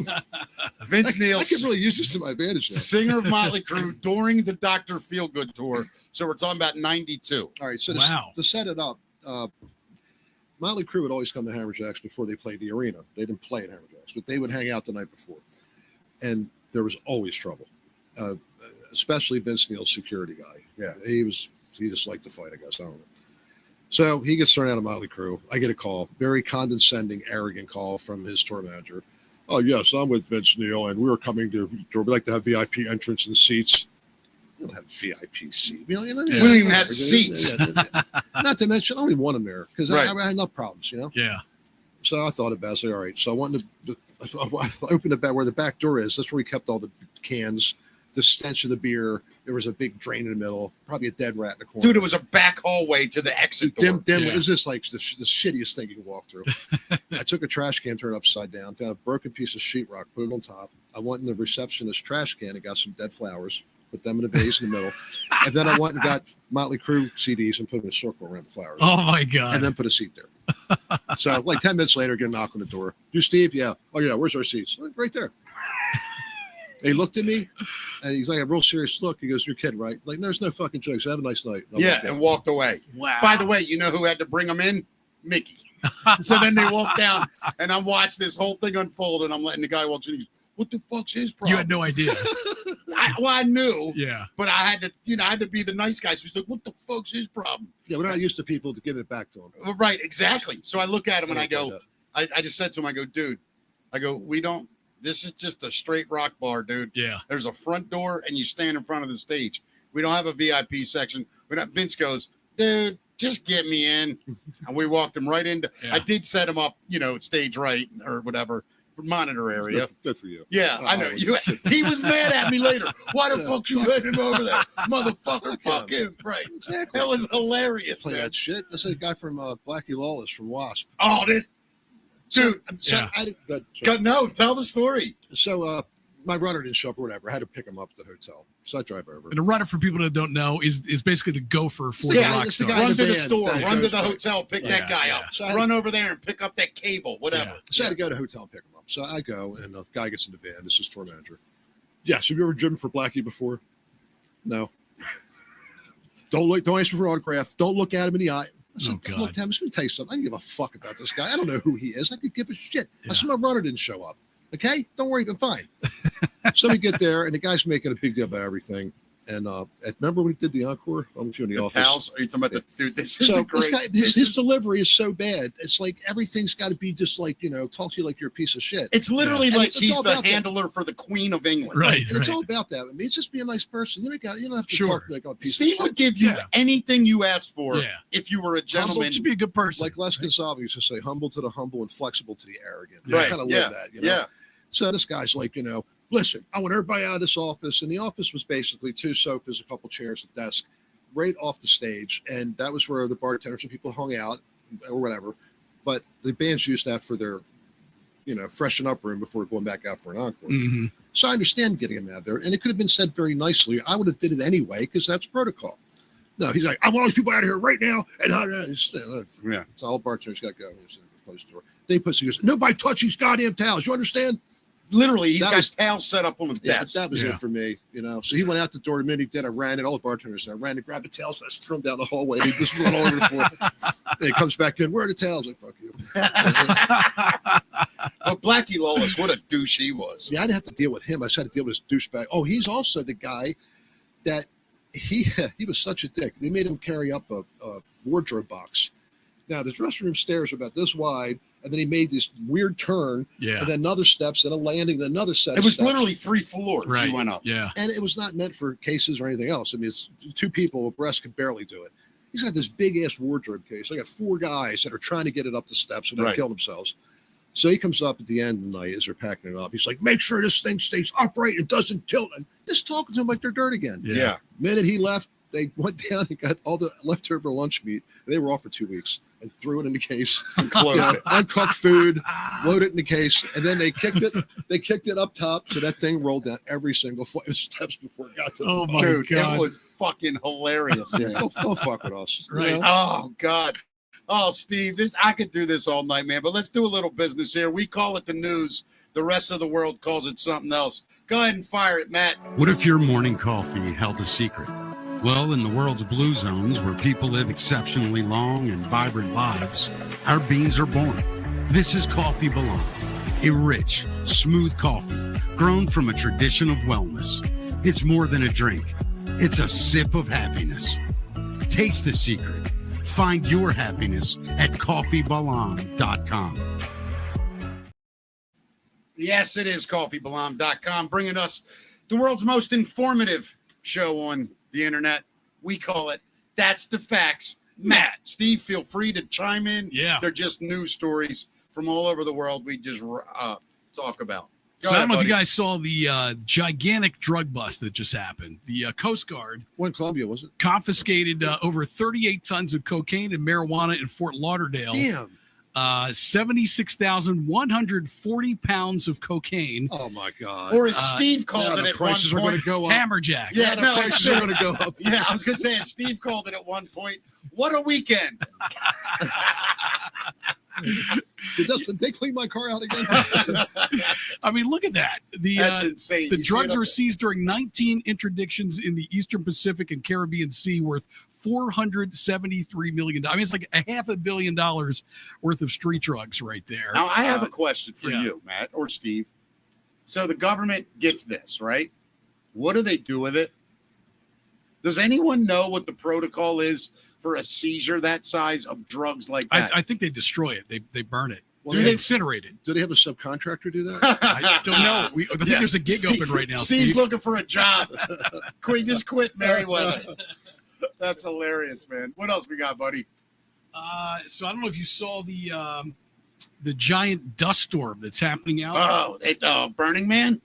Well, it was in Arizona. No, for real. Really? That Burning Man had a sandstorm and took it all out. Yeah, really? A huge dust storm swept over parts of Phoenix. You're mostly on Monday. naked at the time, right? This is from an airplane right here. The storm, known as a Haboob, Haboob, left 15,000 people without power and engulfed entire neighborhoods in darkness in the middle of the afternoon. That sounds like a terrorist storm to me. Yeah, that terrorist. I got that. That's hilarious. A Haboob. Every time I walk, there's a gas station up the street, and every day I walk in, I go, "What's up, Haboob?" He goes, "What's up, nigga?" And we're good. Throw sand in your face. Yeah, throw sand in my face. Yeah. So doctors in China say they transplanted a genetically modified pig lung into a brain-dead man, where it functioned for 9 days. Wait. Okay. Then he cremated him. He smelled like bacon. It was horrible. Pig lung, it's a delicacy. Right. So they were able to let him breathe with the pig's lung, but his brain was inactive. So was it forced lung work? Was it hooked up to a ventilator? Yeah, I think they had to get permission from the family. The guy was dying, I think, right. And they were able to transplant this. The man's body eventually started to reject the lung, and it's believed to be the first pig lung transplant. And doctors hope it may one day be an option for people who need organs. Or we could just do stem cell research and grow them. Yeah, I'm looking forward to the horse thing where we can transplant horse. How you feeling, Nick? So, man, I'm back and forth on these weight loss drugs here because they're saying now there is a possible link with weight loss drugs and cancer reduction. So this study was just published, and they're saying that the use of GLP-1 drugs such as Ozempic and Wegovy showed the risk for overall cancer dropped 17%. In fact, they say the risk of some cancers dropped even higher, with ovarian cancer going down 47%. That's insane. And in addition to that, because I'm on Mounjaro because of my diabetes, they're also finding out people aren't having heart episodes at all. Like, really? Yeah, you're not fucking around. I thought you were setting up a joke. I am dead serious. Oh, all right. It's not people on Ozempic and Mounjaro aren't having heart attacks or any type of heart episode at all. Wow. They don't understand why. It's also anti-inflammatory. Yeah. So it's Well, it's what's amazing. I mean, I'm hearing all these other crazy stories too. Like people are going blind on this stuff, and then they get something like called frozen stomach, where they literally can't hold any food down. They just vomit food out all day. I've heard that too. I haven't had any problem. I've been on it for probably a year. I haven't had any. Well, you're on it for the right reasons, right? I mean, what it was designed for. Right, exactly. Yeah. So I don't know if that differs in somebody using it for weight loss or. Yeah. I guess if the body doesn't present like with diabetes, the medicine's working to that. Lower your blood sugar. Yeah. But it has a lot of other benefits. They don't understand why it's happening. Well, like I think, the heart thing. I think in the next 5 years, especially with AI, shit's going to disappear from human. So are we. So I know. Steve and I were talking about it the other night on the phone. Like, we're heading to a doomsday that we can't imagine. Faster than you think. Yeah. Well, the robots are coming. That's for sure. Well, United Airlines had to cancel a flight after a passenger smoked pot in the bathroom. Was the pilot get too high to fly? Yeah, exactly. Well, he was kind of worried about it. The flight was delayed due to technical issues, and it reportedly made one of the passengers restless. The bong was clogged. So he goes in the bathroom. The pilot decided to cancel the flight, and he announced to the passengers, he said, I'm not willing to risk the next 30 years of my career over a drug test. So I guess he was worried about secondhand smoke. Yeah. Oh, I get it. Yeah. Wow. I will say this is interesting, though. There was a pilot that I'm trying to remember the airline. It might have been United back in the 70s and 80s. And when he retired, he made an offhanded comment on live television one time about flying drunk, right? He said, thank God somebody got arrested for drunk driving. And he said, well, thank God you can't get arrested for drunk flying. And I was like, and I remember seeing the interview and the guy's like, what? And he goes, oh God, I flew drunk for 12 years. Last 12 years of my career. Wow. This locks him up a couple weeks ago. What's that? Yeah, they locked another pilot up. Yeah. But he said, I flew drunk for 12 years. He said, I'd sit in that airport bar for 2 hours, just slamming scotch. Well, that's scary. Yeah, but now they don't do anything. Nothing. Near. It's just like they sit there. Once you program it in, the plane flies itself.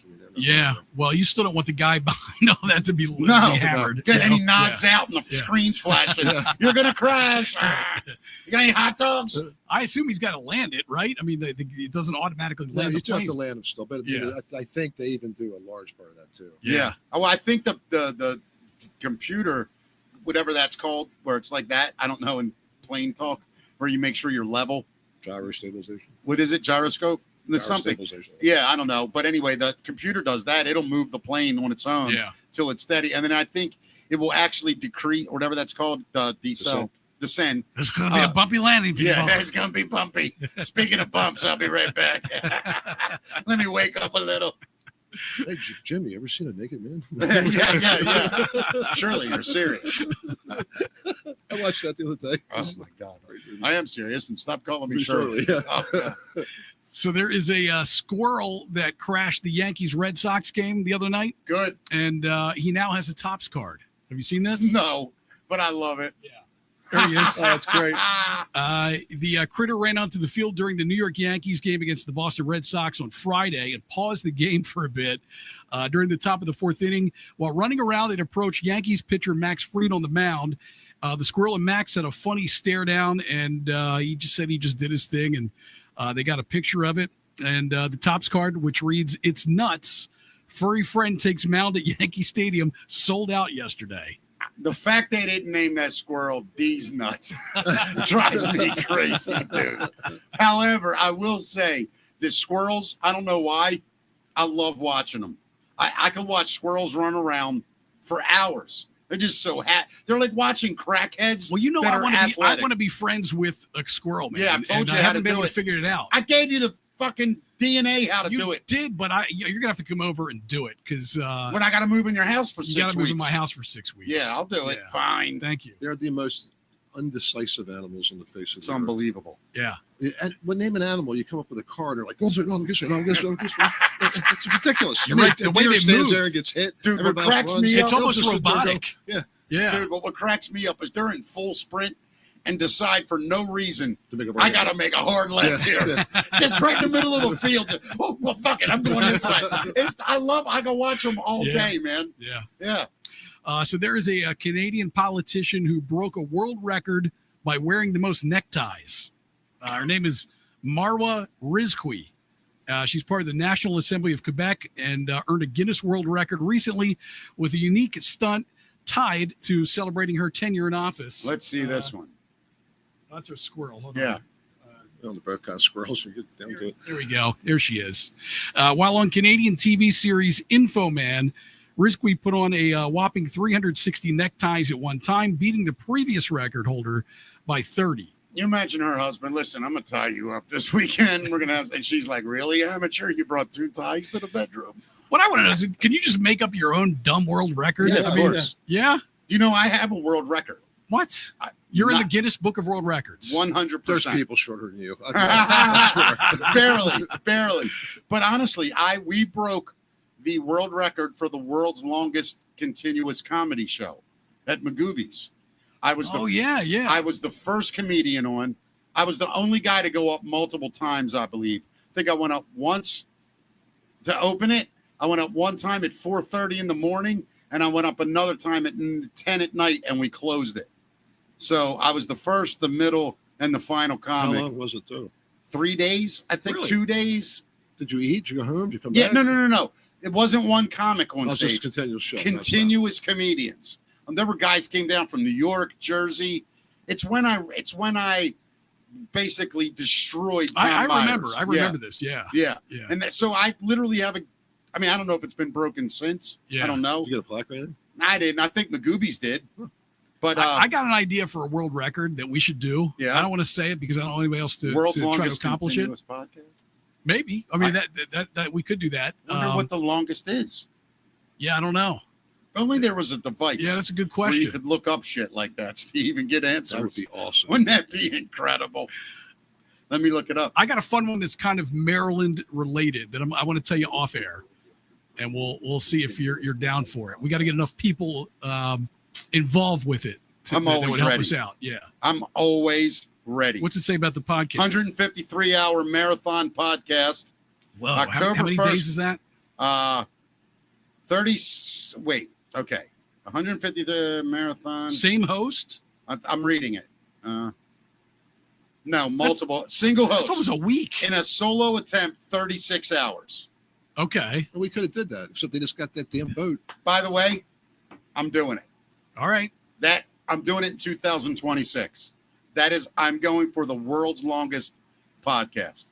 We're going to be like hallucinating by the end of this thing. It's going to be fucking hilarious. Yeah. And I bet that guy didn't do it live. Yeah. That guy didn't do it live. Yeah. He recorded it live, but he didn't air it live. Oh. I'm starting the camera. Well, how can they can't, how do you validate that? You can edit. No, you could tell.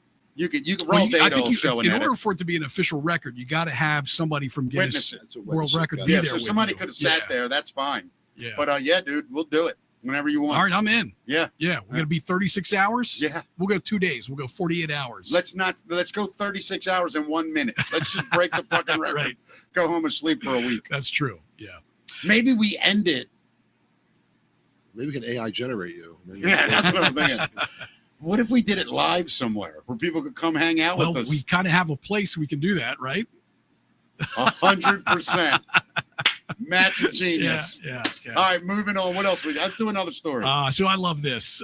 There was a guy who pretended to be a motorbike at a council meeting. I got video of this. It's there was a motocross track in Cecil, Pennsylvania, and they made so much noise that a meeting of the township was called to discuss it.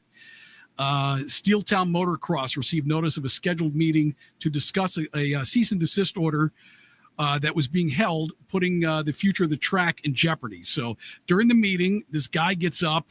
He wants to make his voice heard by making noises like a motorbike. And here he is right here.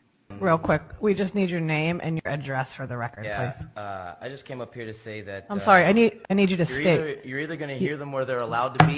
Stop it. You need to state your name and address. Okay. You need to...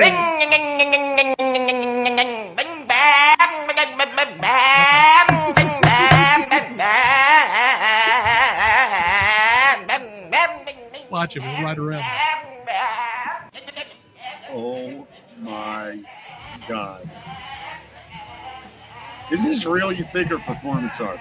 It actually happened, yeah. Oh, my God, that's hilarious. What was he there for originally? He was there to, I guess, defend the motocross track and make sure it wasn't shut down due to noise. God, that's hilarious. Yeah. I don't know how successful that approach would be, but we all know a guy that would probably do that. I think his consulting firm shut down the next day, man. Talk about bad ideas, Clyde. Here's another bad idea. There's there's a lot of parts to the story, too. There's a man's dog pooped on a neighbor's lawn, and she pulled out a gun on him. Okay, so a woman in Nashville, Jennifer Evans, she was arrested last week. She pulled a gun on a man who allowed his dog to poop on her lawn. Another poop shooting, live at 11. I get that part of it. He didn't clean it up, so she pointed the gun at this guy. Turns out this guy is a 60-year-old man with disabilities and a cane. Was he pooping or the dog? Good question. We don't know the answer to that. But he was walking his Chihuahua named Mrs. Flirt. And for what it's worth, Steve, these fucking dog people. The man may also be homeless. It's unclear if this had been an ongoing issue or if this was just a one-time reaction. Not that it matters, but she is now facing several charges, including assault of an officer because she went nuts on these guys. Nobody was hurt, though, apparently. Not even Mrs. I mean, it's the Chihuahua, poop. Mrs. Flirt. Chihuahua poop. Yeah, yeah, right. Bird shit is bigger than Chihuahua shit. I get the anger though. You don't want somebody pooping on you, especially if they don't clean it up. I don't even see it. It was a Chihuahua. Yeah, I'm with Steve. Like, come on. It's not Mastiff. That's why. Listen, I've always said if you don't live on a farm or have an acre, I don't know. Maybe I'm wrong. It's nature, isn't it? I suppose I get back into the yeah, of course. But I'm just saying, like, why would you want to own a big dog if you live in a townhouse or something? That just always, I never understood it. Maybe I'm wrong, but it's just weird to me. Did you ever have big dogs in a little house? I had a 230-pound Mastiff. Wow.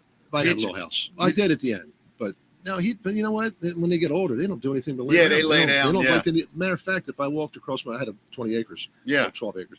I walked across the field. He would go until he could not see the house. They turn around and go back to the house. He would not walk out of sight of the house. Nobody broke into your house, though. That's the that dog had trauma issues, man.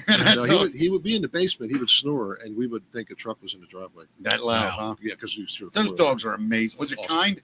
Wonderful. Birds would land on him. Cats would lick him. He's the most. I love that. Wow. Yeah. I mean, those dogs used to protect entire villages in China. My God. Right? I mean, but he was protective. Like my neighbor came over, talked to my ex-wife, and he would walk. Now I wish she would just dog would hate her, but he would walk between them. Yeah, and he'd sit there and stare at her. Yeah. Wow. Yeah, that's amazing. Yeah. Are we good? Yeah. That's the facts, Matt. Let's get right into it, man. Let's do the music. Why not? Let's do it, Matt. What do you got to do? All right, brought to you by Hammerjacks. Let's do it. Hey, Baltimore, are you ready to laugh? Well, come see me at the brand new Hammerjacks Comedy Club, located in the Bowman Restaurant on Harford Road in Kearney, Maryland.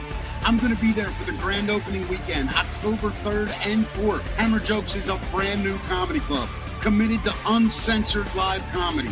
It's what comedy was always supposed to be. Join us October 3rd and 4th at the brand new Hammerjacks Comedy Club, featuring me opening weekend. I hope to see you there. Tickets on sale soon. Look out for details. Excited. First week of October, we kick it off. I'll be performing. Tickets on sale early September.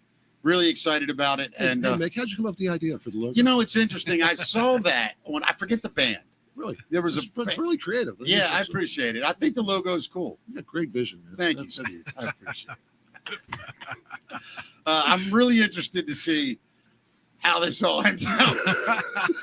I don't mean it as an insult to anyone, and it honestly is endearing to me. And I named it that because in tribute. It's Hammerjacks was a huge part of my life, and it's a comedy club, and now it's a joke. That's you saying it. By the way, it was right for how many years have we talked about it? Hold on, it became a joke. You were involved in that. I was involved in that joke. Do you still speak to anyone involved with that? I love Andy. Andy's a nice guy. Andy's a good dude. Nice guy. But the other guy, do you speak at all? Don Quixote? Enough said. Moving on. Let's do some music.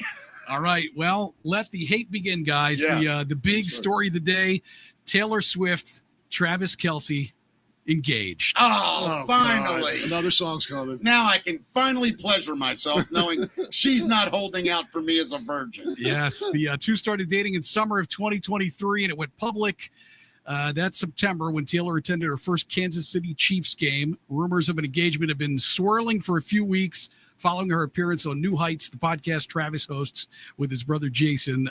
The engagement ring, I know you guys are wondering, it's a square oval diamond known as an old mine cut in a gold bezel setting, and it was designed by Kindred Lubick of Artifacts Fine Jewelry. Did it list a price or a size of the diamond? No, I know you guys have no idea what that means. Just I don't. I just know that mine cut. I knew, but that's really awesome. Yeah, me too. But I will say this: whatever he paid, it's too much. That ain't gonna last 5 years. Well, I mean, she's famous for writing breakup songs for her entire career. Yes, she's out of songs coming. Yeah, there's gonna be some awesome tight end chief bullshit songs coming. Well, I wish him well. I'm actually not a Taylor hater. I'm not either. Too many people like badmouth her, and I think she's an amazing superstar. I think it's phenomenal it's songwriter. Punk rock what she did with her albums, and I got nothing but respect for her. I wish her nothing but success and happiness. I mean, she's way too tall for me to find attractive, and I'm serious. Like women that tall and long, like I've never been attracted to women like that. I guess being 5'3" might have something to do with that. Same here. Yeah, but at the same time, I think she's very pretty, and I think she's a phenomenal phenomenal artist. Yeah, I really do. And I think she's a good person. Man. I do she's too. good to people. I and do good to too. her fans. Yeah, I think so too. Yeah. I wish she would have stayed out of politics. Right. And not made that dumbass statement. But I get it. Everybody was under pressure that year. I did a show with her at a high school. Are you serious? Really? Early on then. Yeah, she was big. She was still country then, I guess, right? I can't remember if she went to the school or they won some kind of Where contest. was it? Virginia. I think, where is she? She's from Virginia.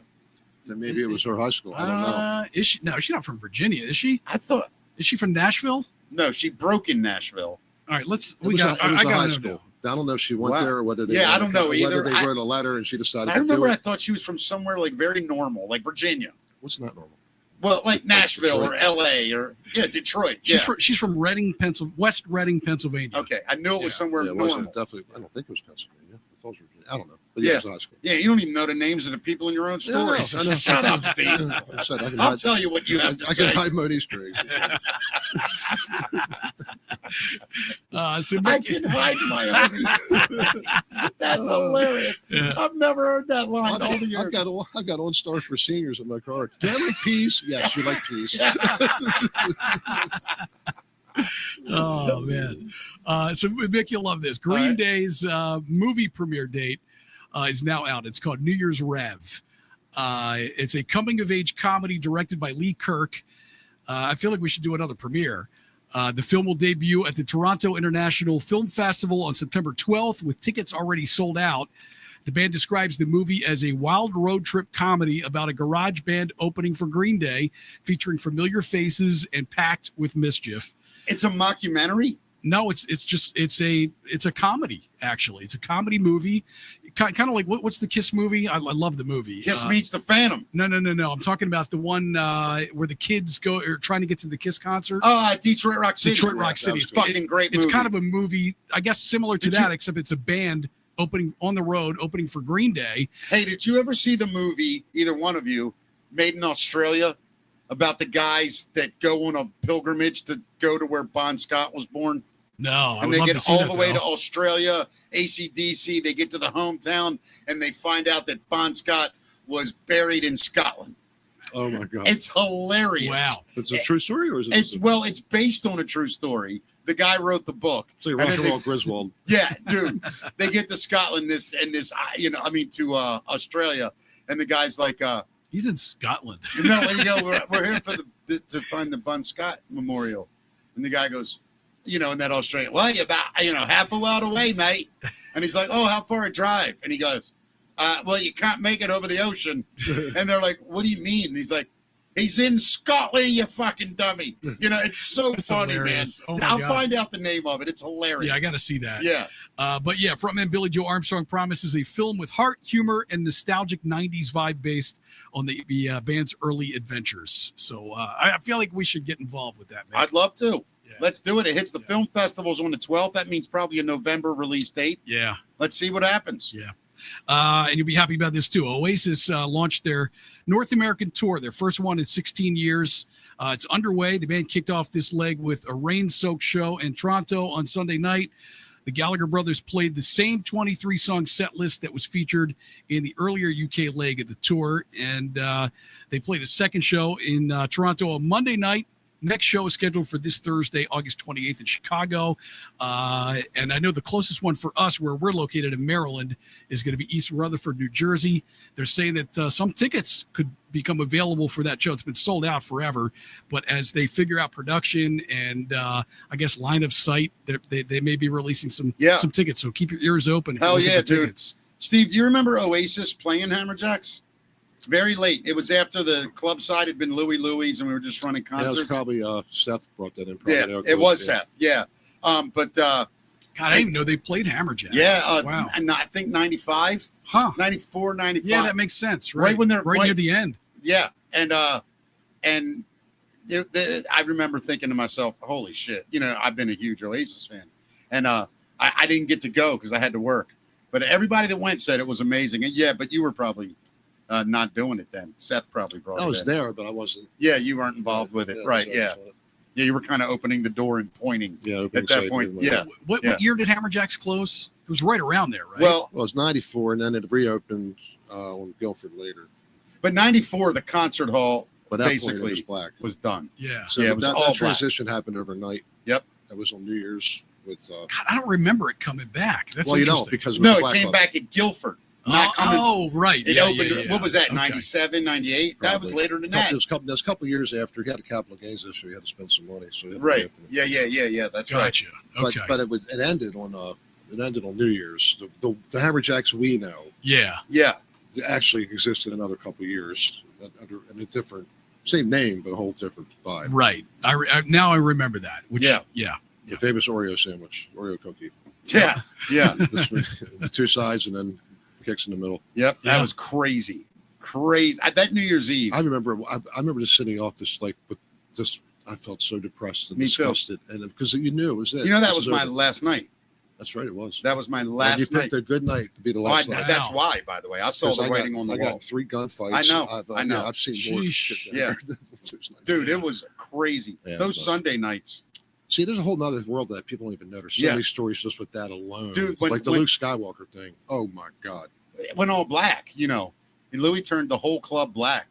Frank Ski, who was a massive radio Well, talent. that's where all the money ended up being, was in dance clubs. Well, Well, it's Louis not had even that. They had no place. The black market didn't have any place to go. in There was Baltimore. nothing. It was all Nothing. shit. Right. And it was a nice place to go. And they would pay money to get in and get nothing in return. So you couldn't do cover charges then. And we were getting $20 a head and giving them nothing but water and soda from the bar. Mm. That's good money. Yeah. That's good money. Honestly, we had less problems. Had no more lawsuits. Zero. Mm. Yeah. Zero. Yeah. Interesting. I think we had Well, one lawsuit in 3 years. That's it. because there's a code of honor Yeah. in the streets. Now Yeah. outside was a different story. Outside was Wild West. Dude. I literally walked in. I walked in the middle of one gunfight, and I didn't have my gun, which is unusual. But luckily, they're shooting sideways, that kind of thing. Yeah. I could have brought something apart. And then another time, I hit underneath the pickup. Is a guy's capping rounds off at people, and I am literally his feet are right where my face is underneath the truck, and he's just shooting at people. And I said, "Please don't look under here." And Yeah. another time, I chased a guy across the parking lot with a gun. I had a gun that night, and he had a gun, but he was running, and he popped the trunk of his car to get something out. And then 2 cops caught up with me. Thank God they knew I wasn't the guy. But Yeah. I mean, It's Hammerjacks was only ever, a couple blocks from Sketchy Town, always, right? Yeah. I mean, I'll tell you what, though, Steve, during the rock years, we never had an issue with the neighbors. what neighbors? The black neighbor, the people right there, a block or two. Well, Every you know now and what? then a car might get broken into or because something. Louis gave them a lot to the community. Yeah. And matter of fact, that's they saved his ass Yeah. because they were going to take our liquor license. I forgot how many violations we had. Yeah. And he sent down 2 busloads of people from the neighborhood. Yep. And they've never seen that. Yeah. Never does a neighborhood defend a bar. Never. And that was, Yep. I think it was like there were 240 people. Yeah. Something like It was that. crazy. And that saved his ass. Yeah. But me and Joe were in the parking lot one night talking. Some guy was shooting rounds from over there in a rifle, like trying to kill us. Seriously, there were stones hitting the ground. Yeah. It was wasn't all that Beirut. nice. It was Beirut some nights back Yeah. there, man. Trash cans on fire, chickens running around. It was nuts. my God. Well, they didn't mess with me though. I know. Well, you know, I have my motorcycle. No. Remember, we bought the building next to us. Yeah, remember. We were going Yeah. to do that. So it wasn't done. It was like no man's land in there. There's no Yeah. electricity, dirt floor. Right. Had no lights. So I kept the motorcycle there. I go to get him, it's gone. And I'm losing it. I'm so mad. I Yeah. call the police. They're like, well, we'll look for it, this and that. I'm sitting there festering, man. And I'm like, yeah, this is a true story. I shouldn't have done it. But it's like 2 in the afternoon. I jump in my truck with my 9. And the first dude I see walking across that park behind there, I jump out of the truck, throw him against a tree, put the gun in his ear. I said, I'm missing my motorcycle. I bet you know where it is. He goes, right there, corner house, underneath the thing, right there, corner house. No It was shit. there. Drove my truck out. It was a court. I remember. I know exactly Remember what you're court? talking about behind the fence. Yeah. Right, and they yeah, had these elevated. yeah. Yeah. So I came down to court, and there's no way out of the court except where he came in. Back him. Yeah. I backed the truck up, and this guy could be lying. He's got a gun in his Yeah, ear. He'd say yeah, anything. I yeah. don't even think of that. I'm thinking, oh god, I'm getting Right. my bike. I go up, it's locked. I had bolt cutters. I can't get the thing to cut. So I took him and I broke the hasp off the wood. Yeah. And opened up. There's my bike. He wasn't lying.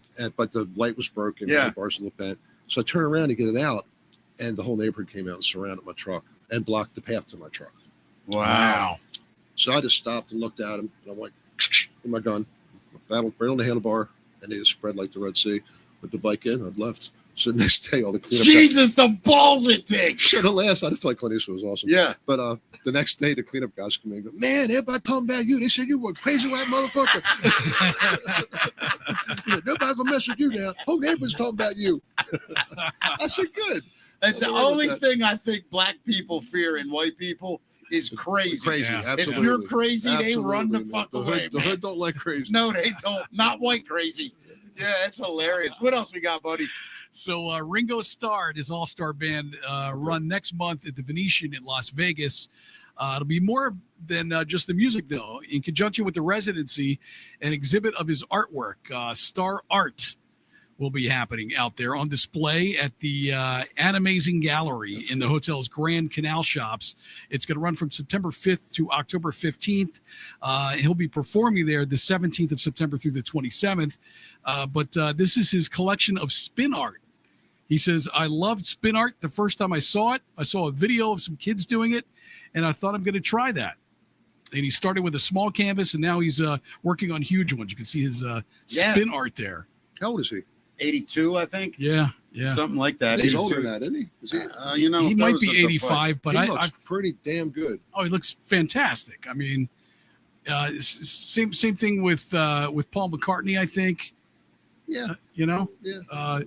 Mick Jagger looks fantastic. A lot of those guys, you're shocked. William Shatner still got it for everybody. Yeah. Was he 92? Yeah. Did he just die? No. William Shatner? No, he's alive, right. Ringo is 85. Yeah. In July. I love Shatner, though. You a What's some Shatner of my fan? ring on? Dude, love him. He looks great. Incredible. He's 93. Yeah. Peace and love. I got to meet him. He's friends with, I'm a guy that helped me produce my sitcom pilot, was good friends with him. And what a cool dude. Is he? The cool dude. Oh, dude, that's exactly what he's like talking to. Yeah, I was talking, and he goes, I'm trying to remember. Oh, we were talking about soccer. Mickey. Yeah. Well, we were talking about soccer of all things. He happens to like soccer. And we were talking about it, and he goes, I remember the first time I went to Liverpool. It was amazing. The crowd is singing, people dancing. Like you can't not listen to him talk. But the greatest thing is his thing with the Rocket Man. You ever seen Rocket Man? Oh yeah, where he's smoking the cigarette. He's kind of. You never seen that? Oh my! You gotta see it. It's him. Yeah. He's him doing the what do you call it? I guess a lounge singer verbal version of the song. Oh, yeah, like a spoken word. Yes, spoken word. Yes. Get high as a kite tonight. Yeah, I've seen it. Oh my God, is it funny? Yeah, for anybody that hasn't seen that, it's on YouTube. Yeah. Search it on YouTube. It's William Shatner spoken word doing Elton John. Yeah, it's hilarious. Yeah. And you got to see Beam Me Up Bubba. It's AI Star Trek. It's called Beam Me Up Bubba. Oh, cool. And, Beam Me Up Bubba. Beam Me Up Bubba. And it's our hillbillies. And the Enterprise is basically a big hillbilly trailer. Oh, my God. But the AI, it's Shatner. It's Spock. Oh, we got to see it, Matt. Yeah, McCoy's, damn it, I'm not a chef or something. Right, yeah. You got to watch this. That's hilarious. I love it. All right, well, speaking of AI, Will Smith is being accused of using AI to fake audience engagement. He's currently on the UK leg of his Based on a True Story tour. And in an apparent effort to promote the run, he shared footage of close-up crowd shots with the caption, "My favorite part of the tour is seeing you all up close." The phrasing is ironic when you consider that if you look closely at the video he posted, it's pretty clear that there are irregularities and inconsistencies that you see when you look closely at the fans holding signs in the crowd, like blurry faces, garbled text, and hands with extra digits. You want to see this? Yeah, hell yeah. Maybe he slapped him a couple times. Don't you give up on me, no. I know you can face it, I know you can make it,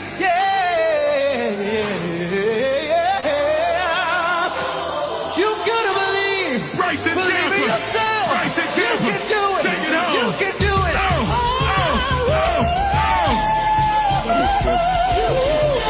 You can make it, yes you can, I know you can make it. Through the dark night of your soul, I know you can make whatever it is. I will say, I've seen it. I didn't pick it up. That didn't look weird to me, but it's hard to tell on this monitor. That looks like shit now. Yeah, the guy there. I mean, there were a couple shots on there when people have kind of an AI vibe, I will say, but I didn't see it explicitly like the fingers thing that you see sometimes. I will say this though. I like Will Smith. You still a fan? I mean, it's weird what happened to him in my head because I absolutely adored the guy. Like I loved him. I thought he had like just amazing words of wisdom that he would speak from time to time, and just thought he was a great guy. And then it was a weird thing. By the way, I'm gonna be honest about the slap. Yeah. It didn't bother me the way it bothered other people. No, it bothered me the fact that he sat there and took the slap and didn't hit him back. Chris, yeah. That's about it. I understand that too, but here's the part I didn't really, as a man, I understood it. I think his wife, if I have to be honest, and I don't know this. Well, he was on TV hosting a television show too. No, I'm talking about Will Smith. Oh yeah, I'm saying his wife. It's got to be, and she's a Baltimore girl. I want to root for her. No. But I think she's batshit crazy. I've met them both. Me too. I have. And I did a big thing in Philly. I was the everything for it, which is a nice. Was it her metal band? No. This was Jay-Z, DMX. Oh, Jesus. 3 other acts. It was at the Spectrum before it closed. No tour manager. I had to bring them in limos. I had no points of contact. Everything was on my everything. It was a nightmare. And it was a whole other story. But Jay-Z took the limo and decided he wanted to have dinner with his wife somewhere or girlfriend or whatever, and they were an hour and a half late. I have no music playing. I got the place. Yeah, but in the black world, that's not really an hour and a half late. You understand? No, but when there's an hour and a half of dead air, it's called CPT. Yes, no, it wasn't. It's colored people time. But we don't. That's what they used to call it, CPT. Yeah, I get it. I'm not racist. Yeah, I'm really not, honestly. So I got all this dead air. I'm getting a lot of fights, it's getting. Yeah, you can feel the vibe. Yeah. And Will Smith comes in the back to his Philly. He comes in with Jada Pinkett. Yeah. And I'm like, hey, man, would you go on stage and do anything? Dance, sing, talk? Right. I don't care. And he goes, yeah, absolutely. I'm like, hell yeah. And she goes, oh, no, you ain't. You ain't going up in there. Going to be a ride up in this bitch. Yeah, I think she's batshit crazy. No, she won't let him go up. And I think that she hates Chris Rock because he made fun of her. And he had asked her out years ago, and she turned him down. And I think Chris has an issue with it. Well, she had hair then. Yeah. And then when he made that joke, I think it just was. I think she was in his ass. Yeah, I do. You better. I understand that they're not like really married anyway. No, right? exactly. Yeah, it was weird, but I mean, I just stuff think was bizarre with him I at that think time that too. man. I think he's a good man, and I think he cracked under the pressure of Hollywood. I do. It was a bad crack, though. I mean, it was just. It was horrible. Yeah. But it was super awkward, and it was on live television. Sometimes I wonder they don't stage this stuff. It's a lot of publicity, man. All of a sudden, everybody's talking about it. Well, you got to wonder why nobody asked him to leave. Then he won an award, and he gave that weird speech, and he was crying. So and, weird, you know. man. Yeah, that stuff always seems to happen on like an Oscar Grammy. It's got to be something controversial, right? You know. Yeah, so now you're going to watch it next year. What's going to happen this year? You know. Well, that's because they're boring as shit unless they let funny people. Like I've been waiting for a nipple slip for how many years? Yeah, I know. It's like goddamn Janet started this trend, and nobody followed it up. I still love Janet for that moment. Yeah. So, guys, we were talking about Little Nas X last week on Friday. Bastard. He got locked up. He did. He's been charged with 4 felonies. If you missed the hey, sashaying around LA. Where at? It's legal. Go ahead, babe. I need that outfit. No. I would wear that, Matt. Go ahead, babe. It needs the contrast. Yes. I'll wear it in black, no doubt. I might not fill it out as well. No, you're the Milton Berle. I am not. Stop. Stop. We go there. Yeah, the rapper whose legal name is Montero Lamar Hill. He was arrested early Friday morning after officers found him walking naked on the street. They say he charged responding officers, but was subdued and taken to a local hospital for suspicion of a possible overdose before being taken to jail. He pleaded not guilty on Monday afternoon, but I don't know how you could have arrested the guy. Look at him. What's the charge? It's fabulous. That's what I'm saying. What's the charge? Being fabulous. Public fabulousness. And look, you can't hit a cop, but you know he hit him like this. Yeah, you know. Stop it. I'm Lil Nas X. Look at me. I sashay. Other brothers doing the Dougie. I'm sashaying around this bitch.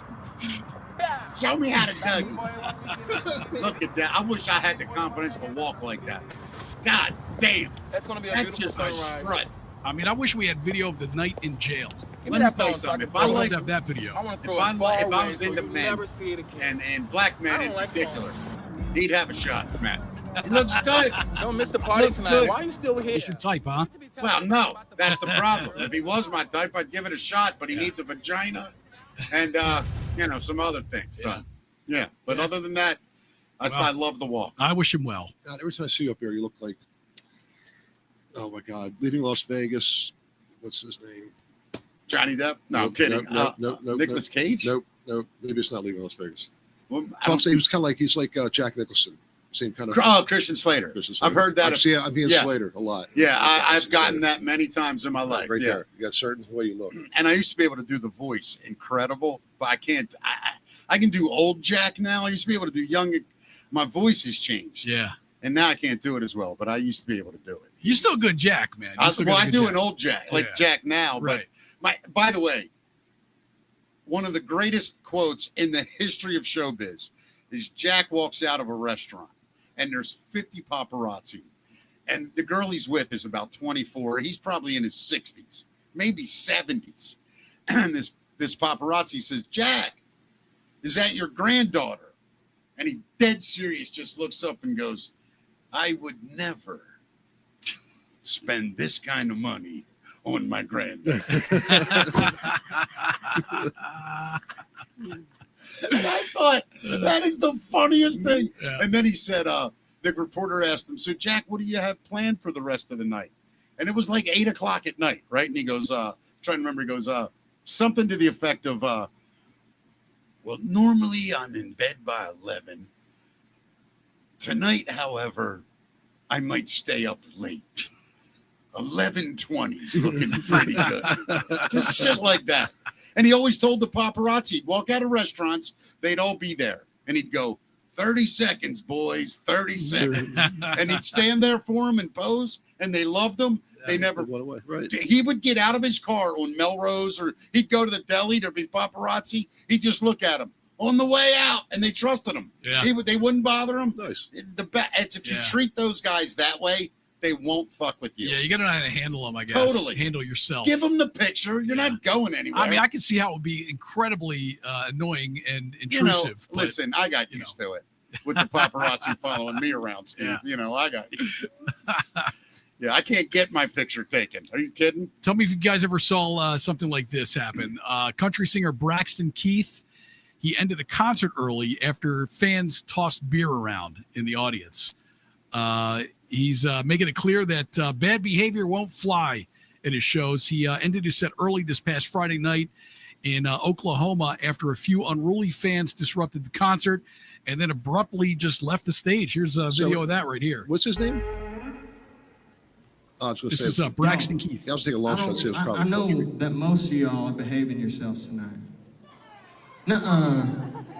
But there's a bunch of people up here that are having a good time, and then there's a bunch of beer throwing. I don't come, listen, calm down. I don't come to any of y'all's jobs and do anything like that to y'all. So until y'all can learn some concert etiquette, my name's Braxton Keith. Thank y'all for coming out to Ardmore, Oklahoma tonight. They just walked off. I got zero problem with it. Yeah. Zero. I saw Emerson, Lake and Palmer on July 3rd. What's that? I saw Emerson, Lake and Palmer at the Baltimore Arena, July 3rd, 1977. Wow. And they were throwing M80s off the balcony. I'm not lying. And I remember a guy You mean at the show, at the actual concert? They're doing, "Welcome back, my friend." And you see sparks flying, you see M80s going off. And the guy in front of me, that's dangerous. About 3 rows of zero literally was hanging off. And they dead stopped and say, "We as much see a spark. We're out of here."